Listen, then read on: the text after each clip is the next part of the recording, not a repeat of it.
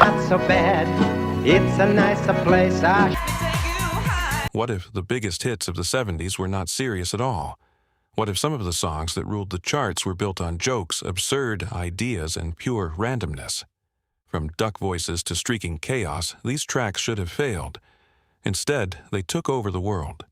And the strangest part is they still linger in memory long after the laughter fades. Monster Mash, Bobby Pickett. He did the mash. He did the monster mash from my laboratory. Horror and comedy. Yet, when this song returned to the charts in the 70s, it did not feel old. It felt strangely alive. The brilliance of Monster Mash was never just the gimmick. It was the timing. Radio loved it. Halloween loved it. And audiences who had never heard it before treated it like something brand new. What makes this track unbelievable is how seriously it commits to nonsense. The narration is theatrical. The sound effects are playful. The entire song leans into its absurdity without apology. And somehow, that confidence is what makes it work. It became a seasonal phenomenon that refused to fade. Every year, it returned. Every year, it climbed back into public consciousness. While other novelty songs burned bright and vanished, this one built a cycle. It turned humor into tradition. And that is why it belongs here. Not because it was the funniest, but because it proved a joke song could outlive its own era and keep rising again long after the decade moved on. The cover of the Rolling Stone, Dr. Hook and the Medicine Show. Too busy to come to the phone. Done wrong. Bragging about chaos instead of success. Laughing at the idea of becoming famous.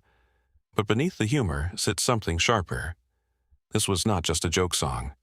It was a satire aimed directly at the music industry itself. Dr. Hook turned the idea of success into a punchline.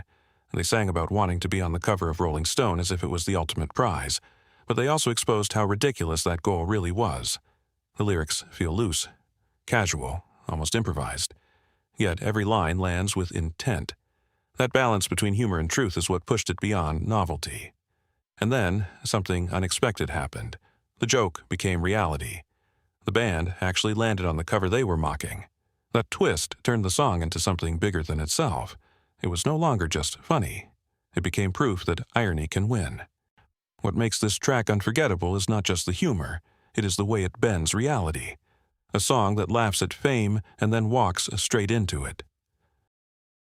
They're coming to take me away, ha-ha. Napoleon XIV.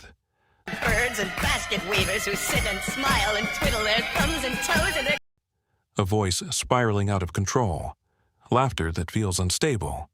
A rhythm that sounds like it is marching toward something you cannot stop. It is not just strange, it is unsettling. When it found new life in the 70s, it carried that same unsettling energy into a new audience. People were not sure whether to laugh or feel uncomfortable. And that confusion became its power. The song plays like a breakdown disguised as comedy.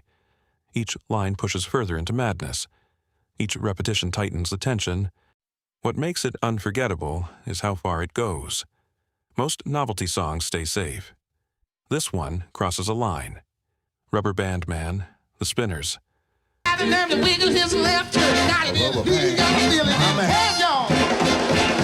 A concept that sounds almost too silly to take seriously. But that is exactly where its genius lives. Rubber Band Man disguises its sophistication behind playfulness. The vocals twist and snap in ways that feel exaggerated on purpose. The performance feels larger than life, almost cartoonish. Yet beneath that exaggeration sits tight musicianship and careful structure. The band understood something important. If you lean fully into the idea, the audience will follow you. The humor here is subtle. It is not about punchlines, it is about tone. The song celebrates its own absurdity without ever losing control. That balance allowed it to move beyond novelty and into something more lasting. It became a hit not just because it was catchy, but because it felt different. This is what separates it from simpler joke songs. It does not rely on gimmicks alone, it builds a world. And once you step into that world, you realize the joke is only part of the experience. My Ding-a-Ling, Chuck Berry.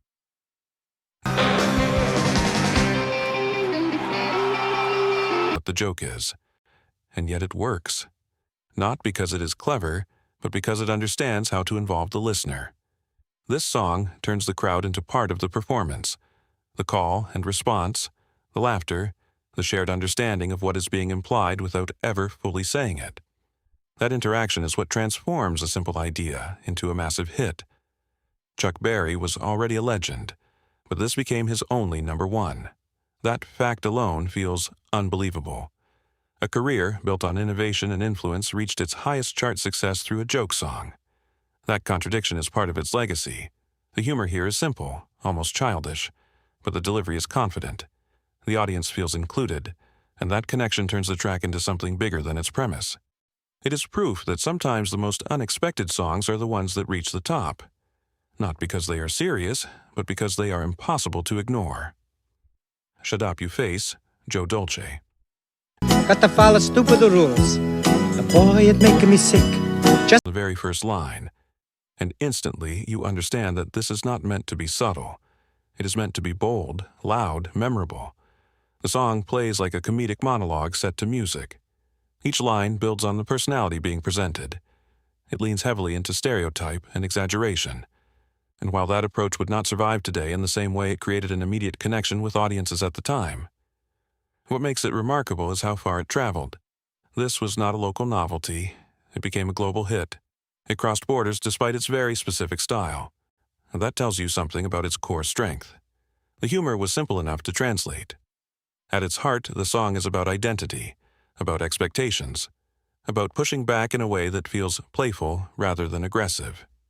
And that tone is what allowed it to succeed. It is not refined, it is not subtle, but it is unforgettable. And sometimes that is all a song needs to become a phenomenon. Disco Duck, Rick Dees.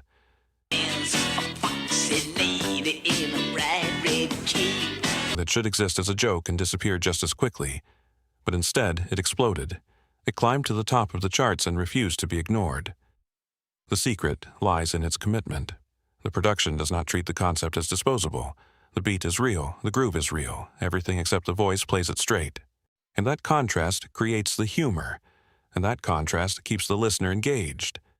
It also arrived at the perfect moment. Disco was everywhere. Audiences were ready for something playful within that sound, and this track delivered exactly that. It gave people permission to laugh while still dancing. Critics dismissed it. Some radio stations refused to play it, but none of that mattered. The audience made the decision, and the audience turned it into a number one hit. That is what makes it unforgettable. It should not have worked, but it did, and in doing so it proved that even the most ridiculous concept can dominate the world if it hits at the right time. Convoy, C.W. McCall. All day and we trucked all night, Big Benny improving our style. We could tell by the Of coded language that only certain listeners fully understand. And yet, somehow it crossed into the mainstream. Convoy builds its identity around CB radio culture. Slang, signals, a sense of movement across long highways. It turns that niche world into something cinematic. You can almost see the trucks rolling as the story unfolds. The humor is embedded in the language, the exaggeration, the way serious communication becomes something playful. But the real strength is the narrative. This is not just a joke. It is a story that keeps moving forward. That forward motion is what pulls listeners in. Even if they do not understand every term, they feel the momentum. And that momentum carries the song to massive success. It became more than a novelty. It became a cultural snapshot. A moment where a specific subculture briefly took over the charts. And that is what makes it remarkable. A joke rooted in a niche world, somehow connected with everyone. Kung Fu Fighting, Carl Douglas. From funky Chinatown. And yet it became one of the most recognizable songs of the decade. The concept is simple, martial arts imagery mixed with disco rhythm. But the execution is precise. The vocals carry a playful tone without losing control. The beat drives forward with confidence, and the entire song feels light on its feet. What makes it stand out is its timing. Martial arts films were exploding in popularity.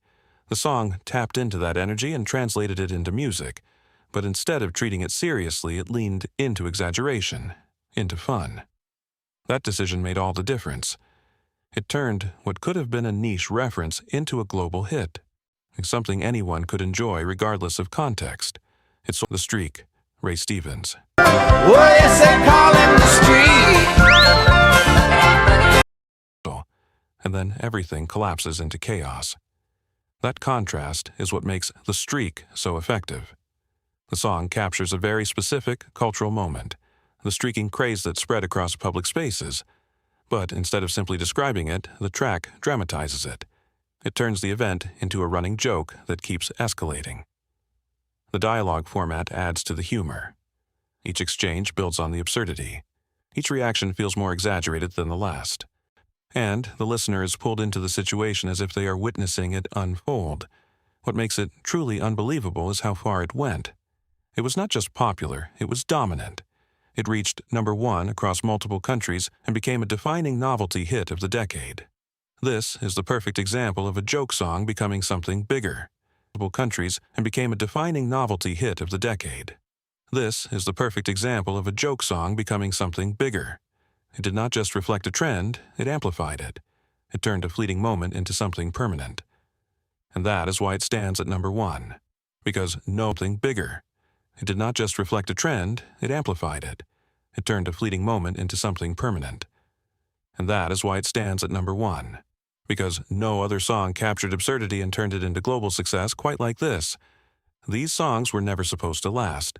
Built on jokes, strange voices, and pure unpredictability, they should have faded fast.